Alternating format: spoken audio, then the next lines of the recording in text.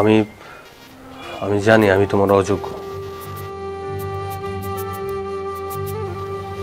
কিন্তু আমি তোমার স্বামী। তো তারেক ভাই আমার নতুন করে বাঁচার একটা স্বপ্ন জাগাই দিছে আমার মনে।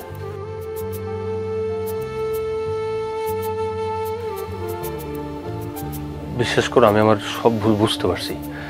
আমি আজকের পর থেকে এমন আর কোনো ভুল করবো না যেটা তোমার পছন্দ না। তুমি আমার মাফ করে দিও।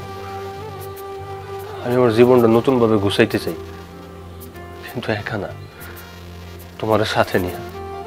ছোটবেলায় বাবা মারে হারাইছি, মামার বাড়িতে থেকে ছোট থেকে বড় হয়েছি। বাপ মার ভালোবাসা, আদর, স্নেহ কি জিনিস আমি জানি না, কিন্তু তুমি যখন আমার জীবনে এলা তখন আমার মনে হইতেছিল আমার জীবনে আমি সবকিছু পাইয়া গেছি। কিন্তু একটা ঝড় এসে আমার জীবনটারে তছনছ করে দিল। আমি তোমার ভালোবাসি, বিশ্বাস করো। আমি মন থেকে তোমার কোনো কষ্ট দিতে চাই নাই। তুমি কয়েকটা দিন আমার লগে আসিলা না, আমি না পারছি ঠিক মতো ঘুমাইতে, না পারছি খাইতে। তুমি যে আমার জীবনে নাই, আমি প্রতিটা মুহূর্তে এটা টের পাইছি। তুমি আমার মাফ করে দাও, আমি আমার ভুল বুঝতে পারছি।